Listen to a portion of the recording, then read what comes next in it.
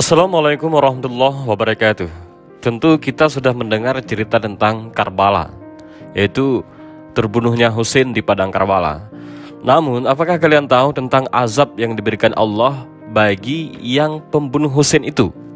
Nah, simak kisahnya. Nama lengkap Sayyidina Husain adalah Husain bin Ali bin Abi Thalib bin Abdul Muttalib. Beliau adalah seorang imam yang mulia, cucu dari Rasulullah SAW, dan bersama kakaknya Sayyidina Hasan. Beliau merupakan bunga bagi kehidupan Rasulullah SAW. Ayah beliau adalah Sayyidina Ali bin Abi Thalib, yaitu sepupu Nabi dan khalifah keempat setelah Sayyidina Utsman bin Affan radhiyallahu an. Sementara ibu beliau adalah Fatimah Az-Zahra binti Rasulullah SAW. Salah satu hadis yang menunjukkan betapa utamanya kedudukan Sayyidina Husain radhiyallahu an adalah saat Rasulullah bersabda, "Husain termasuk bahagian dariku dan aku termasuk bahagian darinya. Allah akan mencintai siapa saja yang mencintai Husain, dan Husain adalah satu umat di antara umat-umat yang lain dalam kebaikannya." Sayyidina Husain sempat hidup bersama Rasulullah SAW sekitar 5 tahun. Rasulullah begitu menyayangi Husain sebagaimana kakaknya Hasan. Pernah suatu ketika Rasulullah berkhutbah, kemudian datanglah Husain dan Hasan ke dalam masjid Nabi. Saat itu Hasan dan Husain hampir saja terjatuh. Maka Nabi segera turun dari mimbar, kemudian menggendong mereka berdua dan mendudukkan Hasan dan Husain di hadapan beliau. Secara fisik, Husain radhiyallahu an lebih mirip dengan Rasulullah pada bahagian dada sampai kaki, sementara Hasan lebih mirip dengan Rasulullah SAW pada bahagian wajahnya. Saat dewasa, Sayyidina Husain banyak melewati masa-masa fitnah, mulai dari fitnah sebelum kematian Khalifah Utsman radhiyallahu an hingga fitnah ketika ayahnya yaitu Sayyidina Ali radhiyallahu an menjadi khalifah dan terbunuh. Hingga pada akhirnya umat Islam dipersatukan kembali oleh kepemimpinan kakak beliau yaitu Sayyidina Hasan bin Ali radhiyallahu an yang menyerahkan kepemimpinan kepada Sayyidina Muawiyah radhiyallahu an.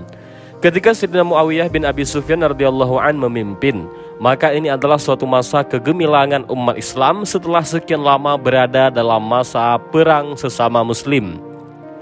Muawiyah juga begitu memperhatikan kehidupan Hasan dan Husain radhiyallahu anhuma. Sayyidina Husain tidak pernah memberontak dan selalu menjaga baiatnya kepada Muawiyah bin Abi Sufyan radhiyallahu an.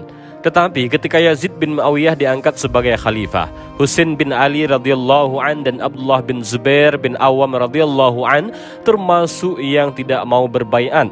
Oleh karena itu beliau berdua keluar dari Madinah dan tinggal di kota Mekah. Ibnu Zubair radhiyallahu an menetap di tempat salatnya di dekat Ka'bah, sementara Husain radhiyallahu an di tempat yang lebih terbuka karena dikelilingi banyak orang. Selanjutnya, banyak surat yang datang kepada Husain radhiyallahu an dari Kufah yang isinya adalah mereka menolak kepemimpinan Yazid bin Muawiyah dan siap membaiat Sayyidina Husain sebagai pemimpin. Bahkan beberapa surat yang lain berisi pernyataan gembira atas kematian Muawiyah. Penduduk Kufah banyak mencaci maki Muawiyah radhiyallahu an karena mereka memang banyak diwarnai oleh pemikiran Rafidhah yaitu Syiah dan Khawarij. Setelah mengirim utusan dan memastikan pembaiatan terhadap dirinya, Sayyidina Husain bin Ali bersama rombongannya mantap memutuskan untuk pergi ke Kufah meskipun banyak sahabat seperti Abdullah bin Abbas, Abdullah bin Umar dan Abdullah bin Zubair sudah mencegah beliau untuk pergi. Namun Sayyidina Husain tetap pada pendiriannya. Bukan tanpa alasan para sahabat mencegah Sayyidina Husain untuk pergi ke Kufah. Ini karena memang penduduk Kufah adalah orang-orang yang cenderung berkhianat dan tidak konsisten akan perkataan mereka. Namun pada akhirnya Sayyidina Husain tetap berangkat ke Kufah bersama sekitar 70 orang anggota rombongan beliau. Setibanya di padang Karbala, rombongan Al-Husain radhiyallahu an dicegat oleh pasukan Umar bin Sa'ad yang merupakan putra dari sahabat mulia Sa'ad bin Abi Waqqas radhiyallahu an. Pada dasarnya, baik Umar bin Sa'ad dan Sayyidina Husain sudah menghendaki perdamaian. Namun sang pemimpin Kufah kala itu yaitu Ubaidillah bin Ziyad justru menghendaki bahwa Sayyidina Husain harus tunduk kepada dirinya dan dijadikan sebagai tawanan. Tentu saja Sayyidina Husain tidak mau menerimanya. Tidaklah pantas seorang cucu Rasulullah harus menjadi tawanan dan harus menghamba kepada Ubaidillah, di mana dia adalah seorang yang fasik. Karena Sayyidina Husain menolak perintah Ubaidillah bin Ziyad, maka diseranglah rombongan Al-Husain radhiyallahu an dengan ribuan pasukan tempur, di mana kemudian Ubaidillah bin Ziyad menjadi orang yang paling bertanggung jawab atas pembantaian cucu Rasulullah tersebut di padang Karbala.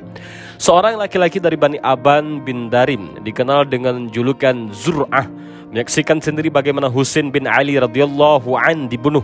Sebelum Sayyidina Husain meninggal, si pembunuh memanah langit-langit mulut Sayyidina Husain sehingga darah pun banyak yang muncrat dari mulut beliau. Saat itu Sayyidina Husain yang kehausan meminta si pembunuh agar memberikannya air. Lalu dengan sisa kekuatan beliau, Sayyidina Husain mencoba meraih air dari sungai Yufrat sebelum orang-orang laknat itu kemudian benar-benar membunuh Sayyidina Husain. Mereka tetap enggan memberikan cucu Rasulullah ini air minum. Bahkan mereka membiarkan Sayyidina Husain menggelepar kehausan, dan kemudian Al-Husain radhiyallahu an berdoa kepada Allah Subhanahu wa taala. Beliau berkata, "Ya Allah, siapa saja yang menghalangiku mendapatkan air, maka timpakanlah rasa haus kepadanya." Hingga akhirnya beliau, Sayyidina Husain, orang yang teramat dicintai Rasulullah SAW itu terbunuh di padang Karbala. Sungguh, di kemudian hari Allah mengabulkan doa salah seorang pemimpin para pemuda di surga itu, yaitu Sayyidina Husain radhiyallahu an. Tatkala sang pembunuh Husain yang tidak memberikan minum kepadanya menghadapi sakratul maut, maka Allah menimpakan rasa haus yang tiada henti. Anehnya, rasa haus itu tidak bisa hilang meskipun dirinya sudah meminum banyak air. Dia terus-menerus menjerit karena perutnya panas bukan main akibat rasa haus yang ia derita. Sambil terus berteriak, ia juga memenggangi punggungnya akibat rasa dingin yang bukan kepalang. Orang-orang yang berada di sampingnya segera mengipasi dan meletakkan air dingin di depannya guna memadamkan rasa panas dan hausnya. Sementara itu, tungku api ditaruh di belakangnya untuk menghangatkan badannya. Namun dirinya terus saja meracau. Ia terus berkata, "Beri aku air minum, aku bisa mati karena kehausan."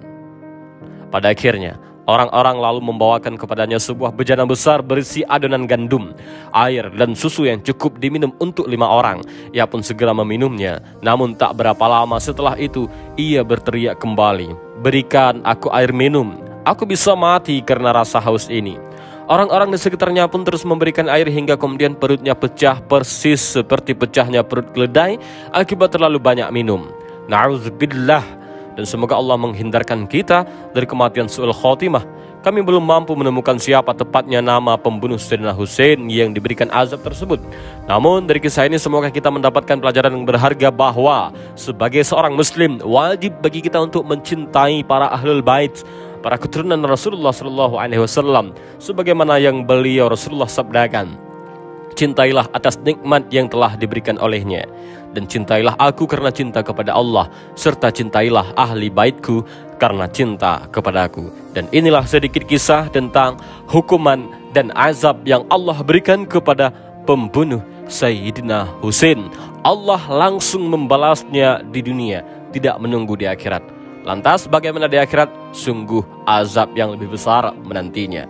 Begitulah azab-azab yang Allah tampakkan dan Allah berikan kepada orang-orang yang mengganggu ahlul bait Rasulullah SAW.